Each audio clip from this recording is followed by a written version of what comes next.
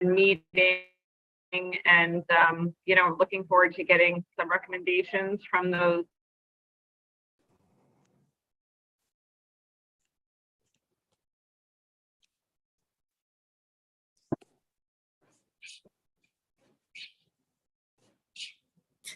I'm having a lot of difficulty hearing. Is that just me? She froze. Oh, she's Okay. frozen. Okay.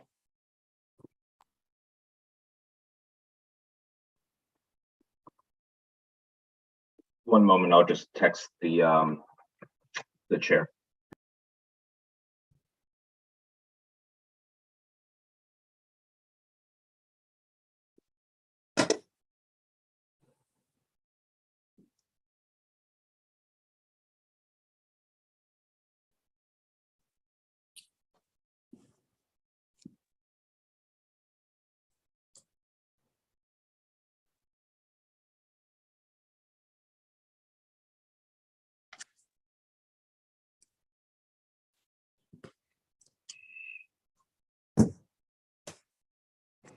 It looks like the representative is going to sign back in. Hey, sorry about that. I just got booted out.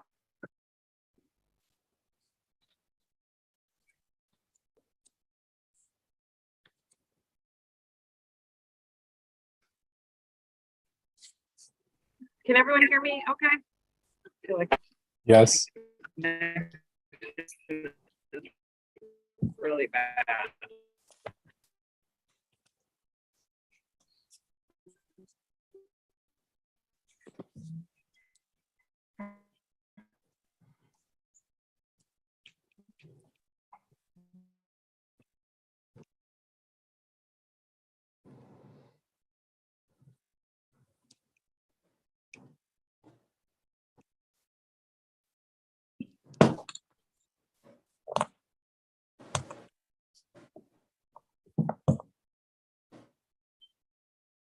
One from work.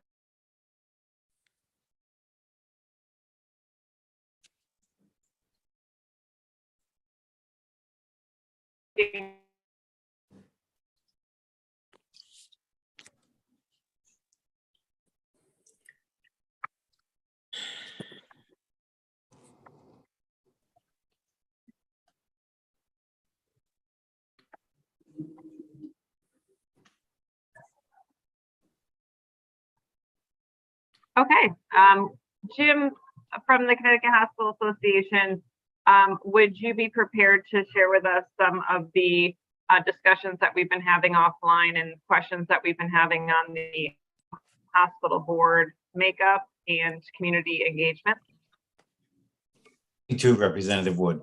Thank you very much for inviting me here today. My name is Jim Acabellis. I'm the Senior Vice President of Government and Regulatory Affairs at the Connecticut Hospital Association.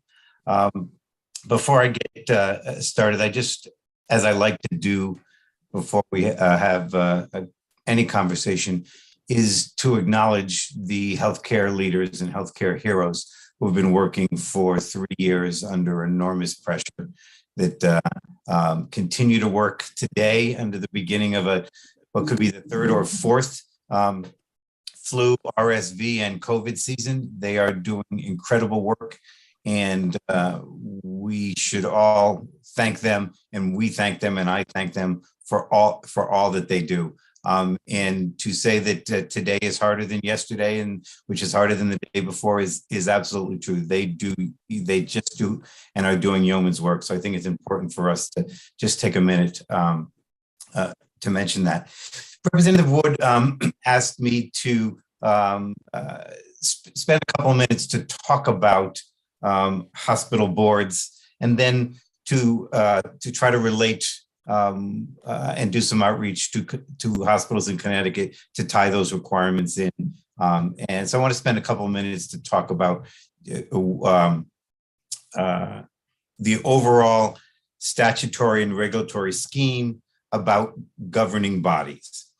And it's important to note that this, as everything in healthcare, is clear and complicated at the same time. Hospitals must comply with state corporate and business organization statutes, which require an entity to have a governing board. They must comply with the public health code governing the licensure of short-term hospitals, which require that hospitals shall be managed by a governing board.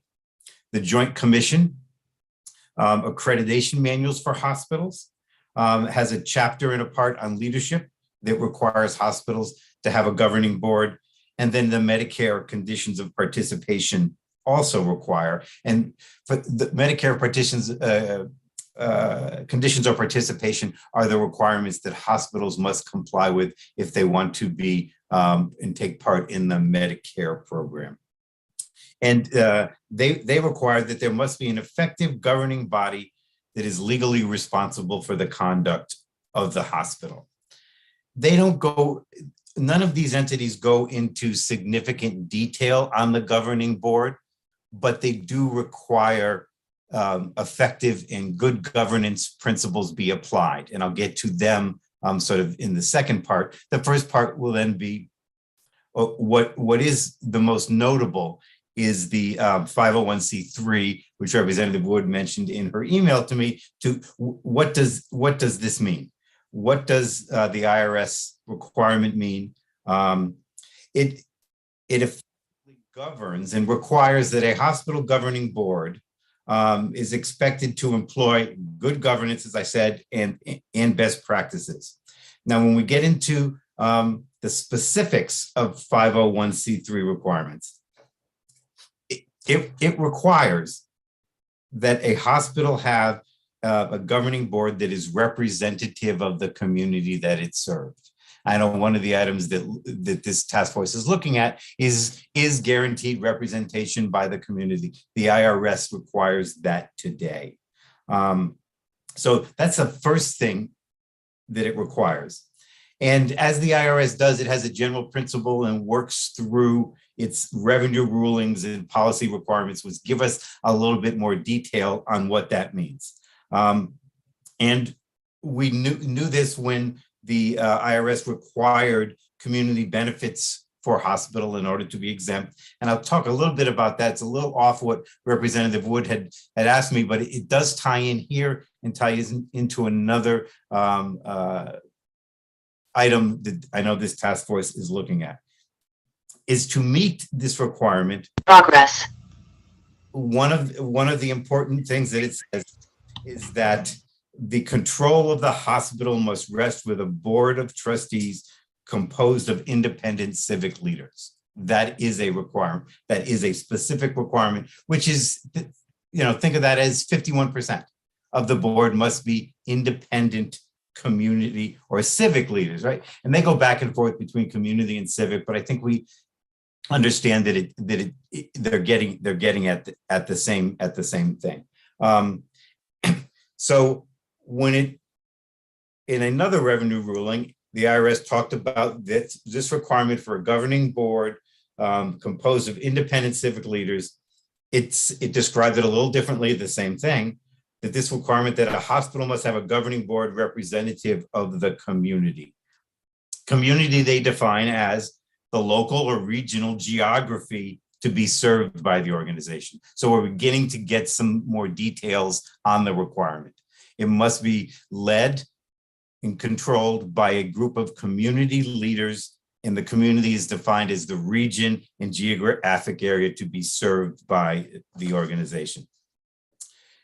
There is further describes, it requires that a majority of the voting members of the board, remember we talked about it must be controlled, gets to a little bit more detail now, be independent civic leaders. So we're taking the community requirement and the civic leader requirement and getting more specific. Independent civic leaders. And how have they defined that? That says that the individual, in order to be independent from the hospital and to be part of the governing of the hospital, you must not be an individual who receives more than $10,000 a year from the hospital, or have a family member who is involved in or is connected closely to the hospital. So it's pulling out when it looks at the leaders, those that you would think of as, quote, part of the hospital. My words, not the IRS's, right? It says we must have, the hospital board must be controlled by an independent group of civic leaders. And then they're pulling out, who are these individuals? In order to be independent, my description, you can't be, quote, part of the hospital or be compensated by the hospital.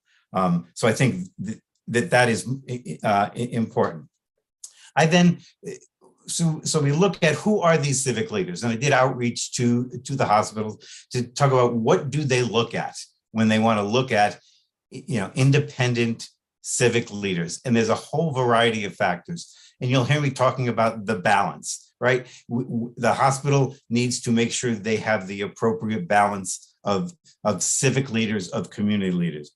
They're going to look at the city or town in which the individual who may want to be part of the board lives in, their age, their race, what is their business or their professional, what's their expertise? Are they legal? Are they financial? Do they have knowledge as a healthcare provider or academic provider? Gender, religion, ethnicity, LGBTQ representation. Do they have a philanthropic background? They have experience in the community working with low income or medically underserved individuals? Do they have experience or involvement in nonprofit or community-based organizations in the hospital, or expertise in the medical specialties that a hospital may uncover during its community health needs assessment?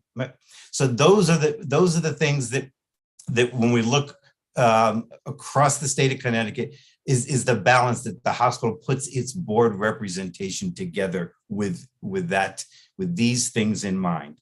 And so again, going back up, we know that there are a lot of entities which require a governing board. The IRS, the most specific, requires hospitals to have an independent, civic-minded led organization that just describe the things that are looked at in order to be sort of a civic-minded or a community leader.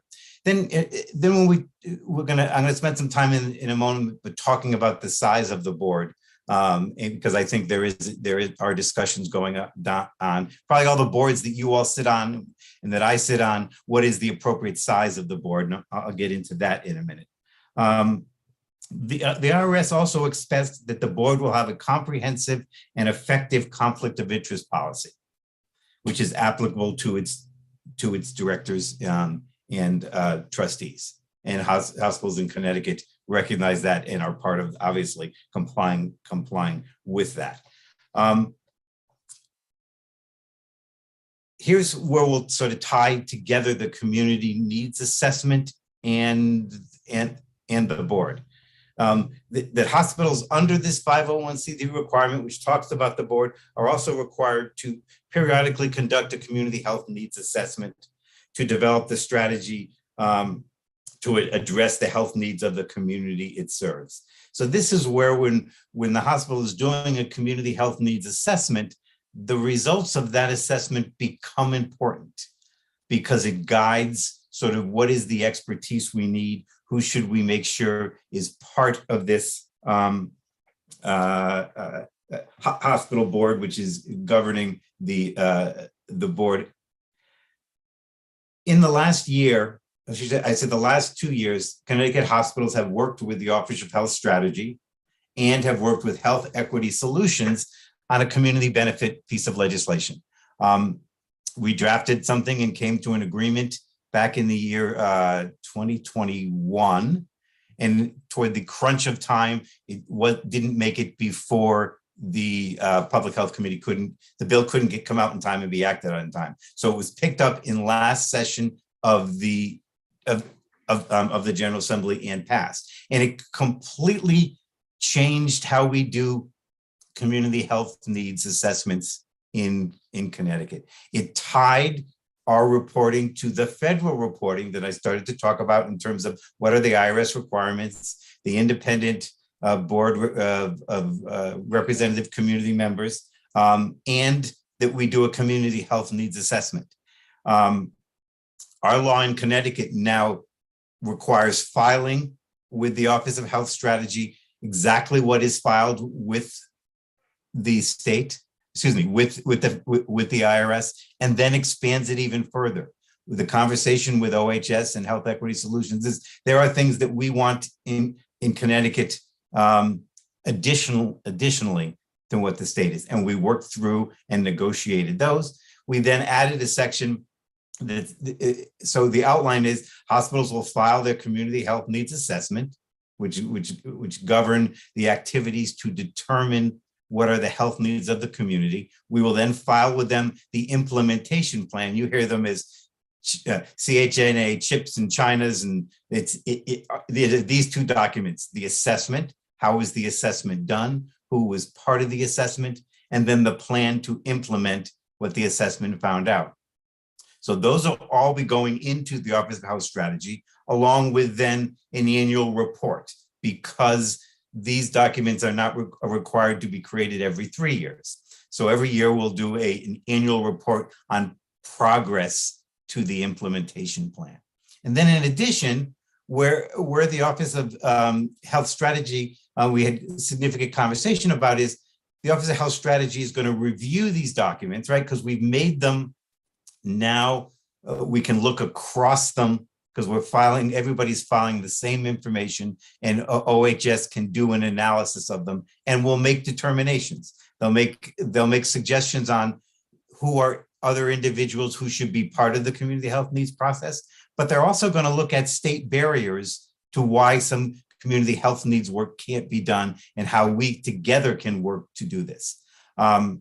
This was an important piece of legislation. It was something that I said we worked out with OHS and we worked out with Health Equity Solutions. There were other pieces to it which we didn't make it into the final project, but I think we all recognize that we need to take this first step to have the reports come in consistent way, to have updates annually, to have OHS now looking at them to make recommendations going forward.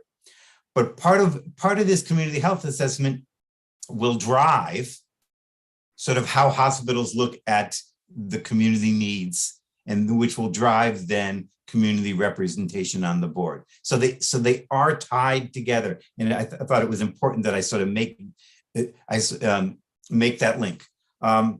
So those are as I said, state corporate requirements, public health requirements, joint commission requirements, Medicare conditions of participation. The real detail is in the IRS 501c3.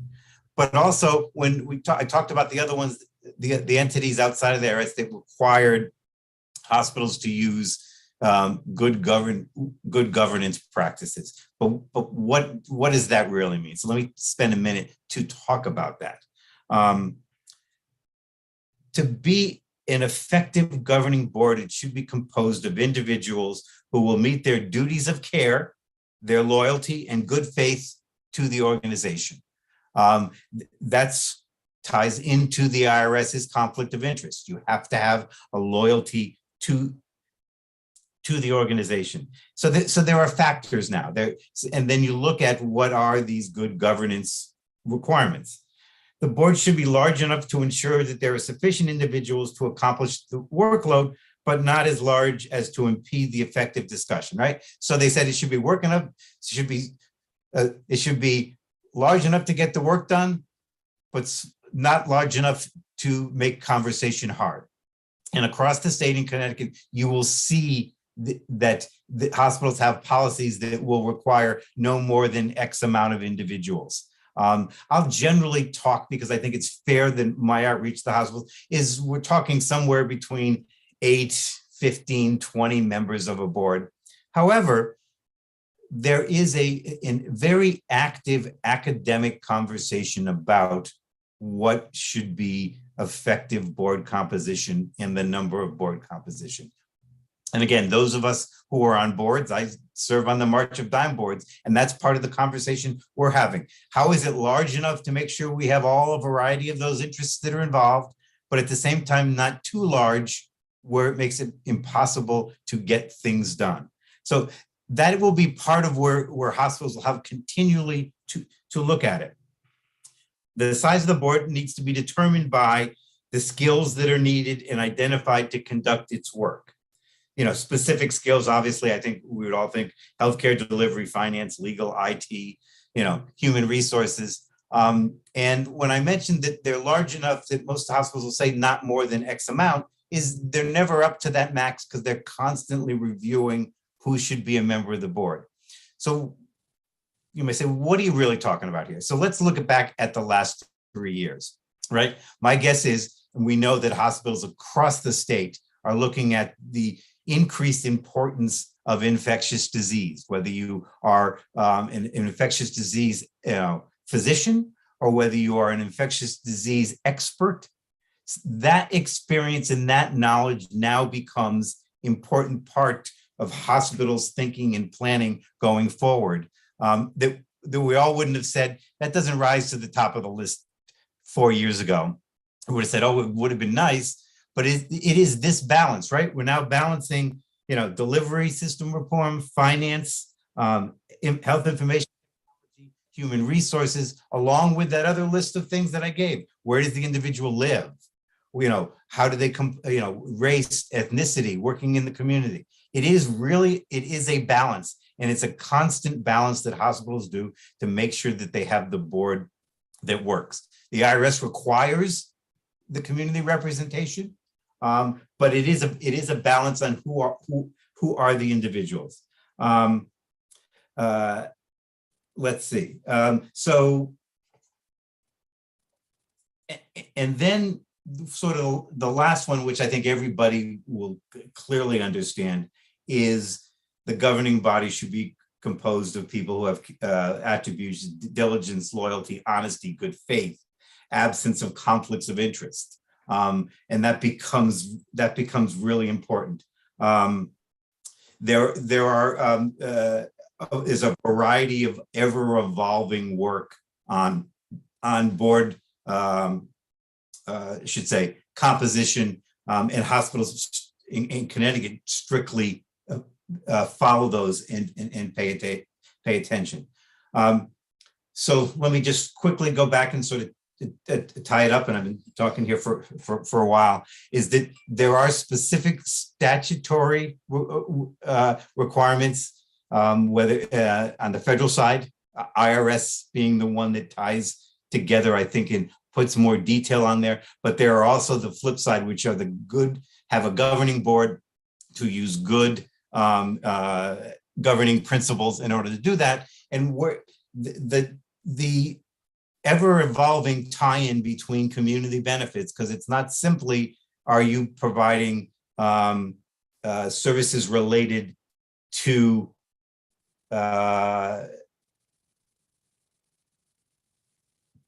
flu clinics, mammogram vans, prostate screenings. It is this broad look at what is going on in the community and what are the needs of the community that are now, as we are getting further into the requirements of community benefits, are beginning to add their flavor to board composition and board representation. And I think it's also fair to say that this balance is done differently in Northeast Connecticut. It's differently in Stamford than it would be in Bristol, because the composition of the community is different, and that balance becomes really important. So I'm happy to take any questions and answer them to the best of my ability. I don't have I probably can't answer specific things about Pat Charmel's hospital who's on, or Dan Keenan from Trinity, but I can talk generally about what are the overall requirements and what hospitals look at with their board. And I hope, Representative Wood, that's sort of the outline of what you were interested in. No, that was great overview. Thank you so much, Jim. And I just want to appreciate the comments you made starting with everyone on the front lines, and how hard it's been over the last few years. So thank you for doing that. We will open it up for questions. So if you do have a question, please raise your hand virtually. I just have a few to kick off, and that is the public health bill that went into that passed in 2022. Jim, did that go in? Is that like a January 1st, or did that go into effect October immediately? It went into effect in October, but the timelines are based on the filings are based on when hospitals are in their cycle, because they're required to submit the community health needs assessment every 3 years. So it goes into effect right away, and the annual reporting part will go in, but you will see it roll out in the next year and a half in terms of the hospitals completing their community health needs, because that's where they are in the cycle as required by federal government. And that's where it will give OHS sort of a rolling ability to begin to compare these as they start to come in. So it kicked off on October 1st with the reporting. We're in conversations with Office of Health Strategy as they figure out how they want the reporting in. They have their fingers crossed, and Laura will smile when I say that they get a web portal up going in time to make it easier to report, but recognizing that some of the community health needs assessments that are done prior to the portal may not be in a format that will comply with the portal. So we're trying to get the bridge, but to get them in as soon as possible. So it went into effect right away, but there are some staggered deadlines because of the reporting of the health needs assessment and implementation plans to the federal government. Okay, and then just my second question was, what kind of power do the board members have or don't have? For example, if they want to engage on an issue, is there any recourse? Who has oversight of the boards if the board members are either disgruntled or looking to move things in a different direction? I just didn't know, kind of how the board operates and what power each member has on the board. I think the power that each member has obviously is their power of participation. I don't have information on, there are questions that come to a board that are, divided once every 6 years or once every 7 years. And whether that is something that happens on a frequent basis. But I'll posit that the second part, what I talked about, not the IRS, which talked about good governance, is the good governance would require a policy or knowledge of the board to determine and how to work with members to ensure unity of purpose. Because if you don't have unity of purpose, or you don't have a process where members are not feeling heard, you don't have a good functioning board.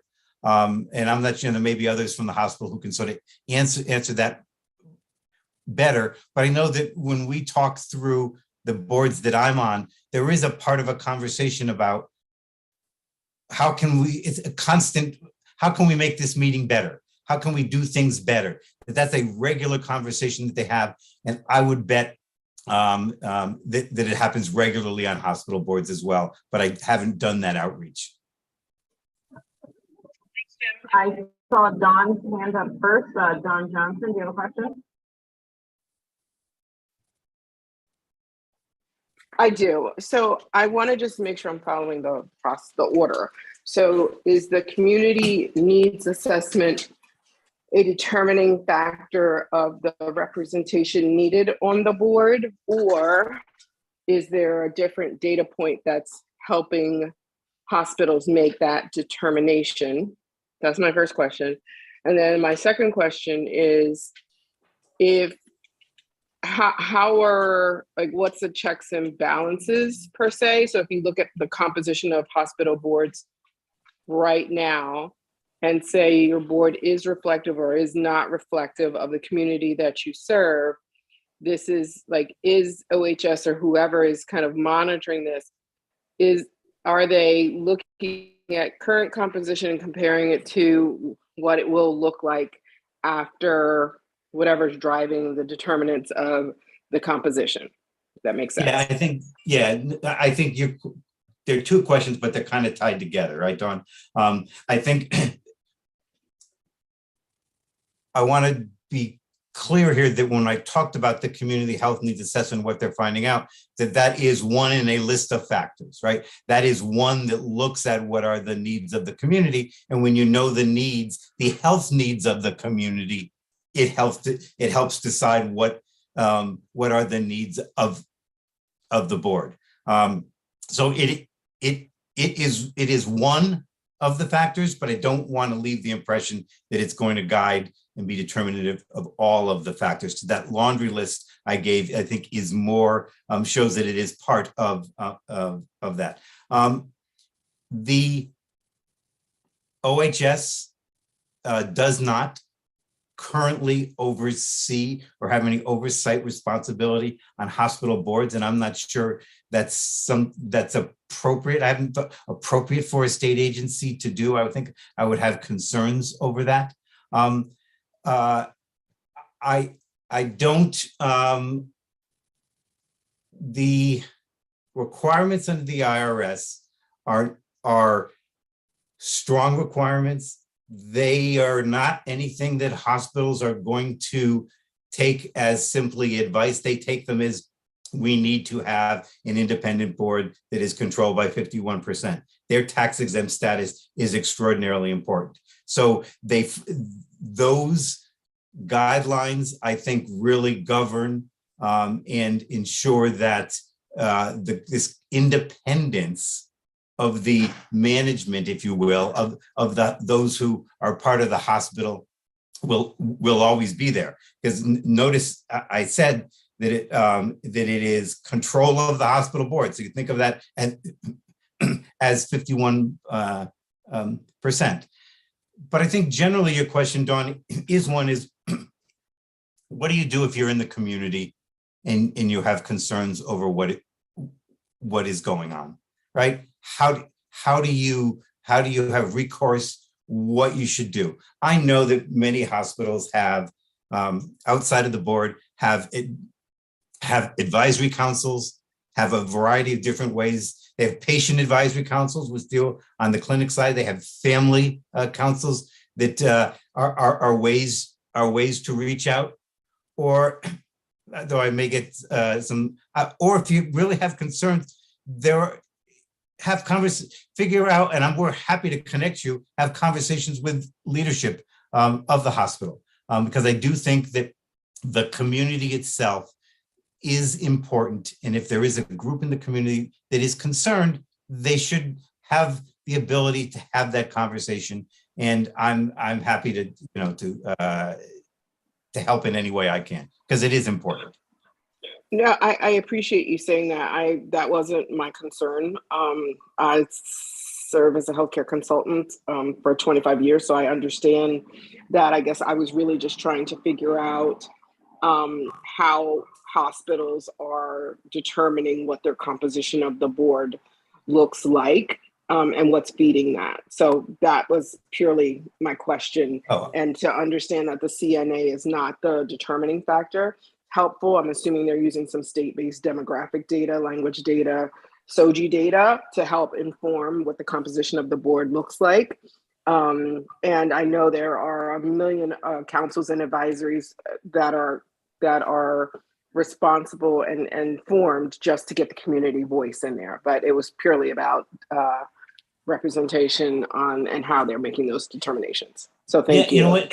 And you know what? I will tell you that in my outreach and conversations with the hospitals is that they're always looking for individuals to serve on the board who are representative, willing to make the commitment, willing to do the work. Again, it becomes a balance, right? It becomes a balance to make sure that all of those different factors. We can't have a board that's entirely made up of individuals with legal experience or business experience, because that ignores sort of the community needs part of it, right? We can't have it solely based on one gender or not the other gender. We need to make sure that we get that balance right. And I know it's something that hospitals work at all the time to make sure they have the expertise legally, financially, healthcare delivery, community. Because I do think the variety of opinion is what will make that board work the best. So I appreciate your question. Thank you, John. John Brady? Yeah, thank you, Representative, and thank you for the presentation. So my question is also similar. It's about the board makeup and the process of how a board gets elected. It's not a publicly elected board like a Board of Education. Is it when there's an opening on the board, either because someone leaves or a term is up, if there's, limit on the amount of time someone serves on a board, is it the remaining members of the board who vote on the open spots to fill them after some kind of recommendation from somebody, or am I completely off base there? John, I'm gonna have to tell you that was not something I'm not sure enough on my answer to give it to you today in this setting.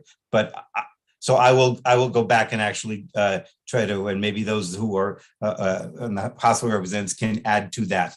My guess is probably, John, and I should never guess, but it's probably a little bit of everything, right? How do you get board members that, we need somebody who is an expertise in infectious disease. How do you find that person now? So I don't have the best answer for you, but I think it's an important question, and I'm happy to go and see if I can come up with something a little more definitive. But maybe Pat will be able to talk through how he does it. Yeah. So Jim, just structurally, and John, let me try and answer your question directly.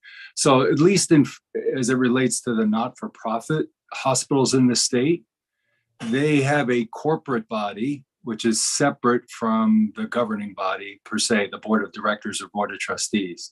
And that corporate body is usually 200 to 300 members that either live or work in the communities that are served by that particular organization. And it's that body that elects the board of directors. So they're one of the standing committees of the board is a nominated committee. As Jim described, ultimately they are the governing body of the organization. So they have to demonstrate capability to do that effectively.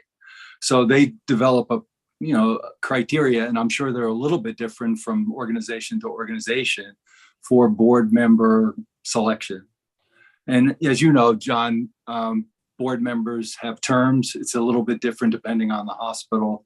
They're usually term limits, but ultimately when there's an opening on the board, it's that corporate body who really broadly represents the interests of the community, more so than the board itself, because the board might be 15 or 20 individuals, half or more who are independent, but it's that corporate body that is the ultimate decision maker in terms of governance and any major decisions about the hospital, right? Mergers, sort of disposition of assets, major capital expenditures, those usually go to that corporate body.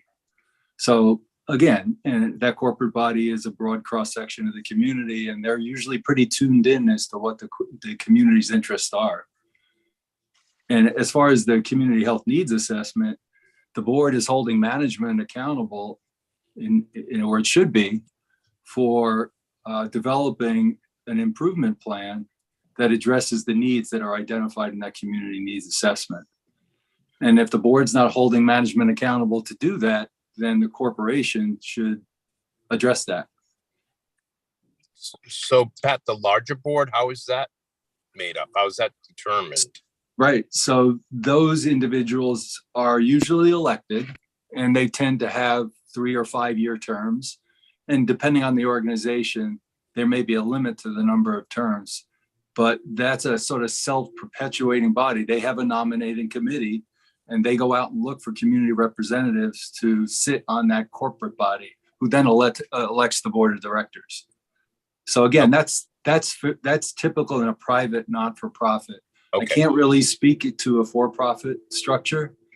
They don't have the same broader community representation. That would be more as an advisory council, but not part of the governance. Okay, thank you. Great. Nancy?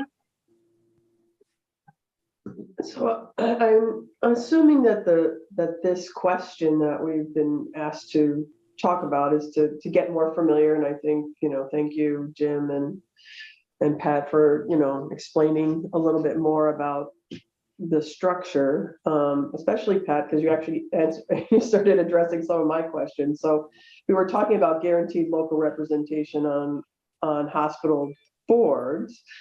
So, and there are some independent hospitals that have their, their own boards and who have probably a certain amount of power, but the majority of hospitals seem to be under these larger corporate structures that you were talking about. And so, the question that we were talking about in one of our, well, happens to be, let's see, working group D's question, right? So if the IRS is saying, as Jim says, that a board needs to be 51% representing local, and that they have control over the operations, or control was the word you used. I'm not sure exactly what you meant beyond that. But in reality, the local board does not actually have that. If you read their bylaws, it goes up the channel. And as Patrick was saying, there's a corporate level board that actually has the actual decision-making power over pretty much everything that I can imagine that would determine the future strategies for the hospital. And so I think, how that sits with the IRS or even the state is just sort of an interesting topic that we've been talking about, because why do the individual hospitals have these boards, and what purpose do they serve? And if we could get more clarity on what kinds of actual things the local board really does have some power on or influence on, or you mentioned the community health needs assessment, or one of you mentioned, but I know that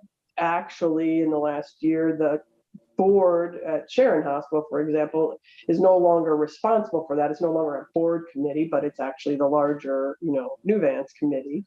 And so it's actually not the local board that is responsible, even though there are local board members on that committee. So if there could just be more, I think, clarity and transparency as to what actually the role of the individual board is at most individual hospitals, as they're trying to comply with their 501c3, because they are individually, as far as I understand it, 501c3 organizations, but they could not be in any way saying that they are in control of the hospitals. And so I think that's where some of the confusion and questioning has just come up in our committee. Well, Nancy, let me touch at this. I'm trying, as I'm learning more about this. I think that every decision that goes, because I think you were talking about a system that has a couple of hospitals and then a system board, right? So do not see that every single decision that goes in front of a hospital board then has to go up higher to the system board for approval. There are different conversations going on at the hospital board that will make decisions about the hospital and about the community in the hospital. And the larger system board really looks at broader financial issues, broader sort of vision issues of the system, and looks at the entire system together, not simply just hospitals. Right? So the system board is not in, from what my understanding, going to review every single thing that happens at the community level and be sort of overturning it and changing it. But I think your point is, and part of this is I want to talk generally because there's a lot going on with OHS that I don't want to say things that are improper or that I think would be inappropriate. But there's a lot of conversations across the state about hospitals and about the services they provide, and can they continue to provide these services, and how we do that and how we make those decisions as a state, or if we're making them as a state, how do we support them as a state, are really important. And that's sort of where I think the underlying bits of these questions are getting at. How do we, and I, as opposed to taking them sort of as disagreeable conversations or negative conversations, I take them as very positive, that the community is extraordinarily committed to their hospital. They are, they are very committed to their hospital, and they want to make sure that the hospital is there for them. That is extraordinarily positive. We see that, we saw it throughout the pandemic. It's true for all types of healthcare. But how do we, in a time period where we're looking at healthcare, we're looking at healthcare costs. I'm going to participate in a forum that the Department of Insurance, as well as the Office of Healthcare Advocates, going to look at cost drivers with the conversation on how do we make sure that costs don't continue to rise. We have conversations with the Office of Healthcare Strategy on a benchmark to make sure that we can sort of reduce the cost of healthcare. How do we do, which is important, and we all are part of that conversation. How do we have those conversations at the same time? We all want to make sure that our hospital does everything. And how do we do that financially? How do we do that staff-wise? But I think your questions, Nancy, are sort of right on in terms of a policy. How do we do that? How does a hospital, and I'll pick on Pat because I'm looking at them, make a decision on what services to provide if you're looking at financial issues, and how do we as a state make those decisions and then make sure not necessarily, all of this is not hospital related, because all the care for certain things are not hospital related. How do we make behavioral health the perfect example? We're committed to behavioral health. How do we make sure that there are the appropriate number of inpatient beds? And you have a conversation with OHS if you want to change that. But then you have to make, it's not just treating behavioral health is not just inpatient beds. It's post-acute care beds, it's intensive outpatient, it's work in the schools. How do we get all of that? And how do we make sure that our healthcare system does that? And, I do think that hospitals can be sort of at the tip of this spear, because we're dealing with services after 3 years of a pandemic, which had tested the workers that I started with, but also tested the finances. The federal money to keep hospitals afloat is no longer there. The life preserver is no longer there. We're going to see changes, and at the same time recognize that we have a benchmark in the state which is saying we got to start to reduce costs. But what does that mean? And how do we as a state, and you're saying me as part of the community, say, we want you to do this hospital. You have to keep doing this. You need to find the staff to keep doing this. You need to figure this out. And the difficulty being, this is happening all across the country. There isn't the workforce shortage is something that we're dealing with sort of all the time, all across. We've been talking about this for a long time. How do we make sure that we are planful enough to balance both of those? That was a long-winded, I apologize if I got box, but it tied a lot of, I think, the thoughts together. I figure I might as well sort of unpack the background of that was coming from. Yeah, Jim, I'm wondering if just one suggestion as I listen to the conversation, there's just varying levels of understanding of governance in general, whether we would all benefit. And I know other hospital associations, and they open it up to broader audiences, invite national speakers who are experts in governance, whether it's from the Governance Institute or, in the last 5 years, I've heard Jim Orlikoff speak at both my previous health system and our current health system about best practice in terms of system governance and boards and that sort of thing. They do a good job of explaining the role of the local hospital boards versus the system boards and just what those roles are and responsibilities. And so it just may be beneficial to just hear that level of information as well. So just a suggestion for consideration.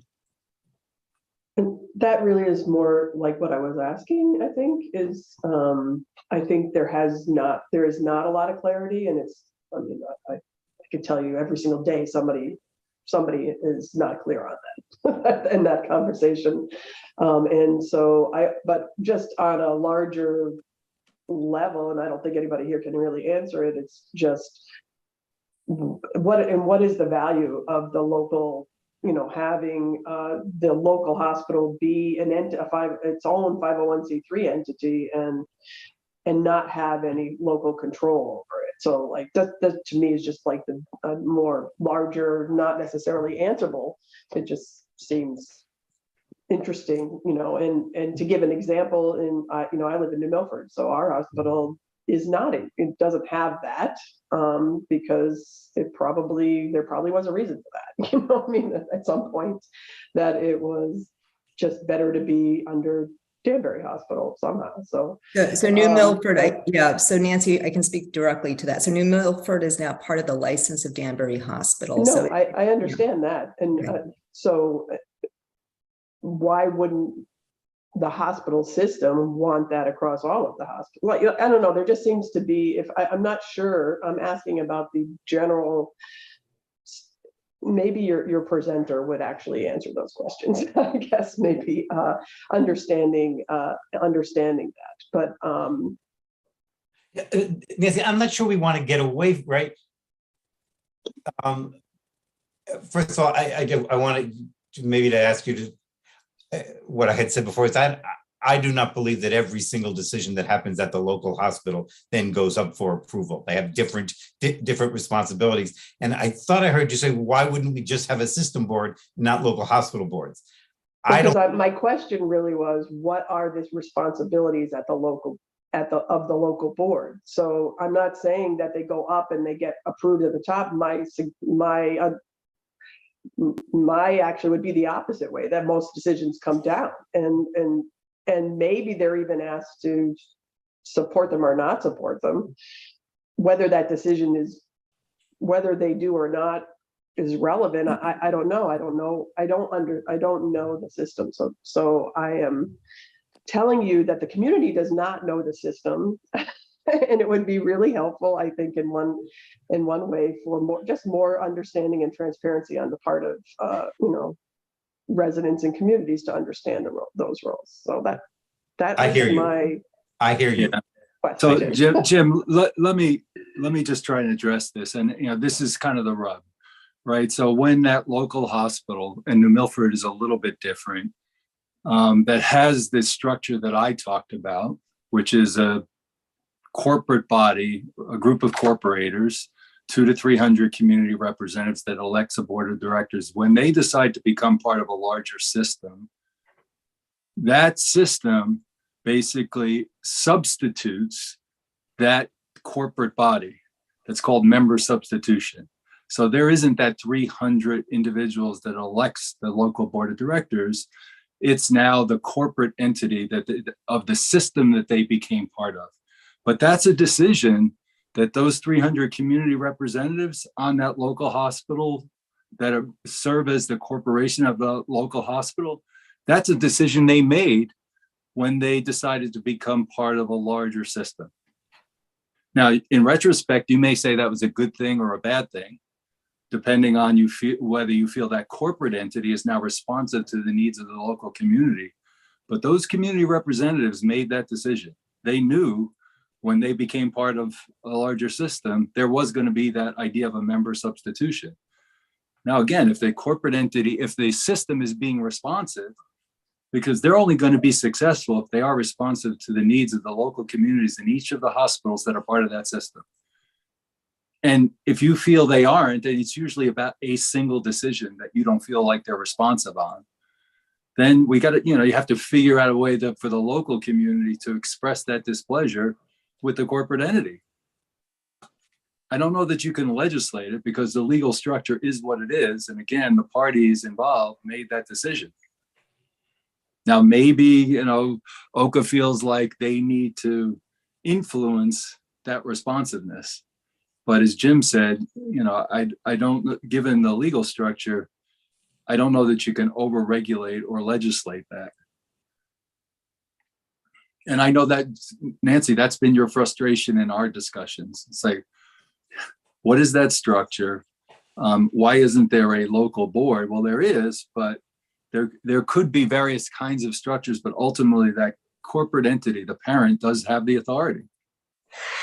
I just think there's not clarity in community. I'm not giving an opinion one way or the other. I'm No, just no, saying I deal with it probably more than most. So, and it is very clear to me that a lot of our recommendations will be about clarity and providing more clarity, transparency, information so that people can make better decisions about a lot of things. But in regards to, the hospitals, I think it's, not clear. And so I was just asking for more clarity on it.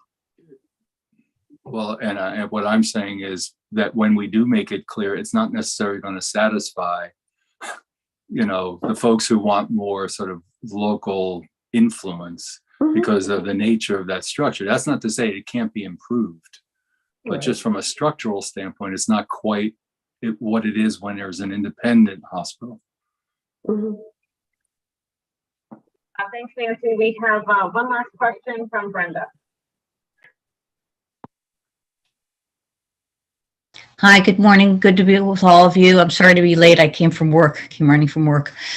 I think this has been a very helpful conversation. I'm understanding more now about the difference between a local board and how the community works with the local hospital representatives and then the corporate board. I'm not sure, and I'm tagging after what Nancy said, that when for instance, Hartford Hospital came to Wyndham Hospital, I don't think it was really clear that there would be this large entity that would be making crucial decisions about life and death of certain services. Hold on, my turn. We have lost 20 community hospitals. They're gone. We have 4 left in the state of Connecticut. So when you talk about local hospitals, we're not talking about a lot of hospitals. And we're an endangered species. When we're talking about community voice, I'm going to use the example of our ICU. We had hundreds of people at a rally, medical staff, members of the community, people that had used it, talking about the vital service of the ICU. This is before the pandemic, and we lost that ICU. We had no ICU to survive that pandemic. Our hospital lost that service. And we must talk about labor and delivery, because this is a huge topic of loss and the maternity and healthcare deserts that now exist in Connecticut. So if the federal government and the 501 legislature is to preserve some of these healthcare needs, there needs to be more oversight. Corporations can't just, thumbs up, thumbs down. You'll survive, you won't survive. Make these decisions for communities. So I think the reality of what we're facing in Connecticut is the backdrop of this. And for us, it's life or death here. And I'm speaking from Wyndham County. We are the poorest county in Connecticut. We are the most vulnerable, and we have lost the most. So we're a community that needs to be listened to. We're a community that needs not regional board of directors, but we need local board of directors. Our board of trustees for Wyndham Hospital is all not local. They were all regionalized away. We have an advisory committee of community, but it's regionalized to include Bacchus Hospital, which is where most of our services have been transported. So there are changes that need to happen for health equity, for courageous conversation, for keeping costs down is often keeping costs locally. That when services are moved out of a region, the cost goes to the patient. It comes out of their entitlements. It doesn't come to the healthcare corporation. So just a few of my ideas about this and some of the reality of what we're dealing with. And the county of Wyndham is hurting. Thank you. Thank you, Brenda. We are I'm just going to do a time check that we're on for a little over an hour right now. And at the beginning, I'd asked, maybe my Zoom wasn't working very well, but I asked for some of the discussion groups to talk, perhaps, and I'll just put this out there as an idea.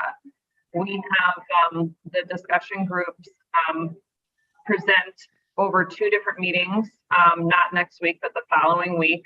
We can have A and B go in one meeting and C and D go in a second meeting, and we can then have presentations, hopefully in some sort of form that we can all look at of the recommendations that have come out of those groups, perhaps on PowerPoint. Alex can be helpful with anyone with that, and you can share your screen, and we do, you know, a 10 to 15 minute presentation from each of the groups followed by questions. And I feel that if we spread that out over 2 days, that will hopefully keep each of those to an hour. What does everyone think about that? I know there's a lot happening over the next few months, but I think that getting these recommendations out, even if they are very preliminary, I think having the discussion with this group as a whole is going to be helpful in narrowing those down going forward. Does that sound okay? Okay. So we will do that. I will send out 2 dates for that first week in December, where we can hopefully do an hour for one meeting, an hour for the second meeting. And then we can, as a group, decide how we're going to move forward before the next legislative session. Okay. Thank you, everyone, for your time. Thank you, Jim, for coming on behalf of the Connecticut Hospital Association with that presentation. I thought that was very helpful and gave us a lot of good ideas moving forward. And I will send an email out. Will come from Alex on 2 meetings within 2 weeks from now. Thanks, everyone. Thank you.